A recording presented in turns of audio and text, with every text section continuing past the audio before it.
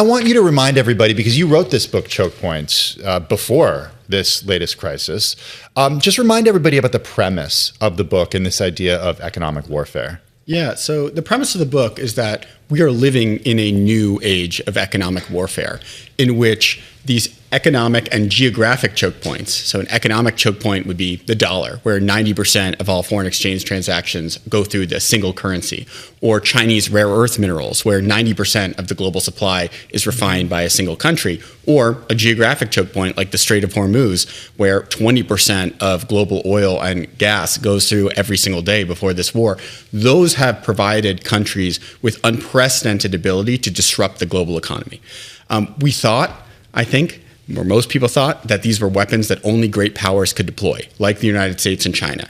What we've seen in the last month is even a smaller country like Iran can hold the world economy hostage by weaponizing one of these choke points. What are the impacts of something like that kind of switch? Yeah, I mean, the impacts are quite substantial. And that, we used to think that in order to do hard-hitting economic warfare, you needed broad international coalitions, right? You think back to the 1990s when you had the sanctions on Saddam Hussein's Iraq. That was the whole international community. It was the UN. And that was a pretty high threshold for action, right? Because you can only, do hard-hitting economic warfare if you could get everybody else to agree to it.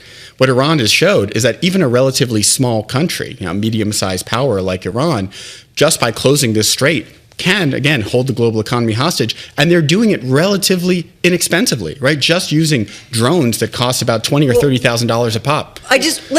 You also wrote about how the U.S., not the U.S., but Iran, you said if either side in this war has pulled off an act of jujitsu, it is Iran. For the first time since 1995, Tehran can sell oil directly to the United States and use the American financial system to collect payment. I mean, this has been a major no-no. This has been something the U.S., right, has restricted. Yes. That's big. Right. And I think that in some ways there's an interesting echo of the Chinese rare earth embargo last year. If you think about it, China, in many ways, has won the trade war with the United States by virtue of cutting off our access to a choke point. They retaliated. They showed that if you impose pain on the U.S. economy, you might get the U.S. to back down, even if they're not giving any concessions.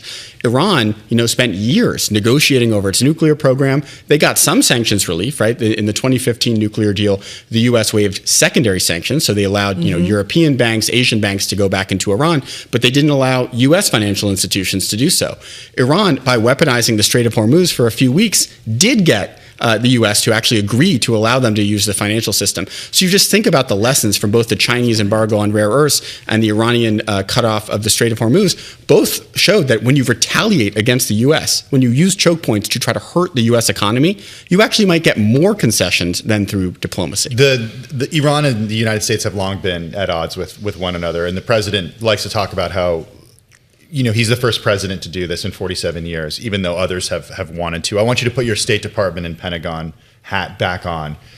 Do you think that the reason why other presidents have not gone after Iran the way that this president has is because they knew about the economic power that Iran could have over the Strait of Hormuz?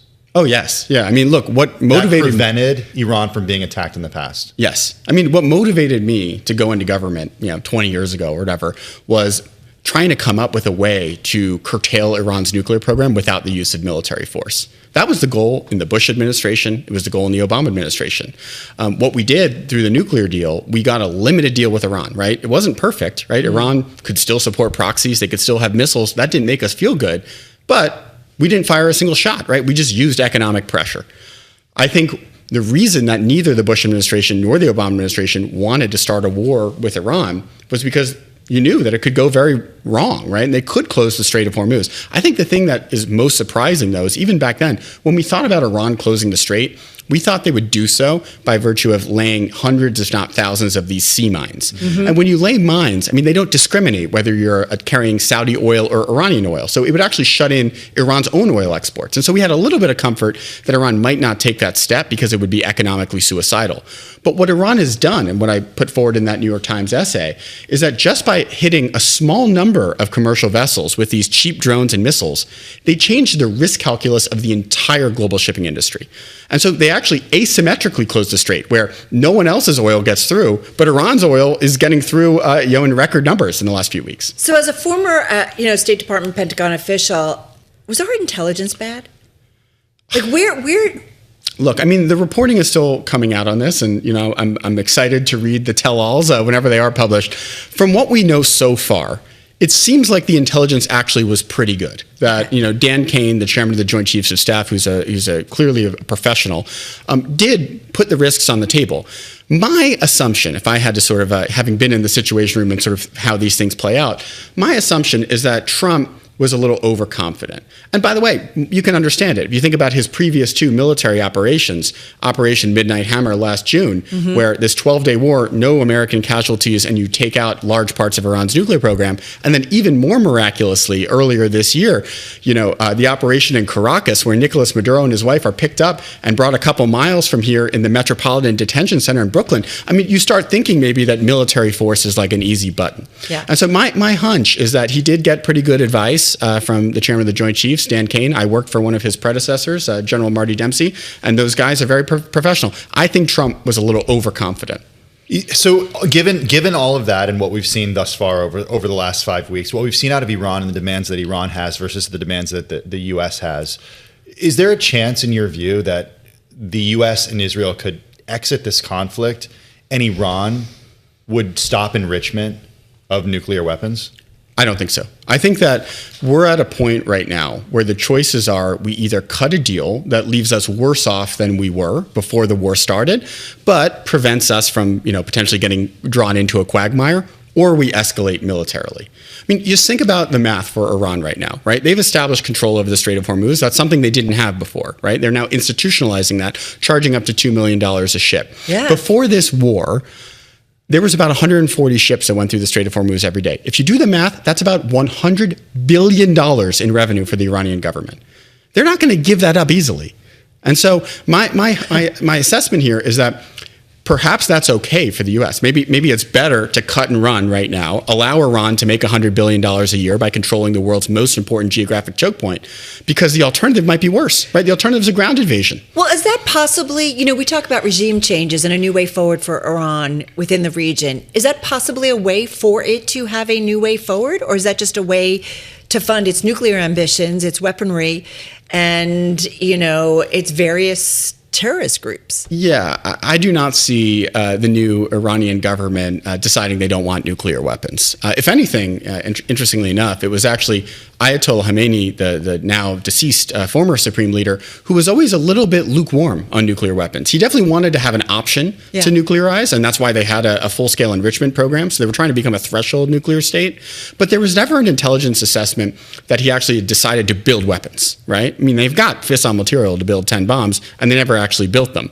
I mean, with the younger generation in power now, and particularly with the IRGC clearly sort of at the driver's seat. I mean, all evidence suggests that they're the ones who put in Mujtaba Khamenei, right? They're running the show. They do want nuclear weapons, and you can understand why. I mean, you look at the countries that do have nuclear weapons, like North Korea, they don't get bombed by the U.S. or so they double countries. down potentially from here. I think so. Yeah, and that's why I think that I'm not resting easy yet that this war's over, because I think that the new status quo might be so bad that it actually might incentivize more attacks from the U.S. and Israel. Well, on the reporting about what led to this, and that will come out, there was that great piece in the New York Times earlier this week, and it had to do with intelligence from Israel that was presented to the president in the Situation Room, and part of that included the Iranian people rising up and potentially taking control of the government. Protests in Iran. Why have they been largely silent during this war? Look, this is one of the more complicated aspects of analyzing this conflict, because I think we need to be clear. The Iranian regime is awful, right? I mean, just earlier this year, they killed at least 10,000 of their own people who were protesting peacefully in the streets. So we would all be better off, and Iranians probably most of all, if you could get rid of the Islamic Republic. I think the key miscalculation, though, that the Israelis and I guess in turn the U.S. made was to think that the Islamic Republic was a rather shallow state, right? That if you just took out the top level of the government, everything would collapse. I think what they showed is that it's actually quite a bit deeper than that.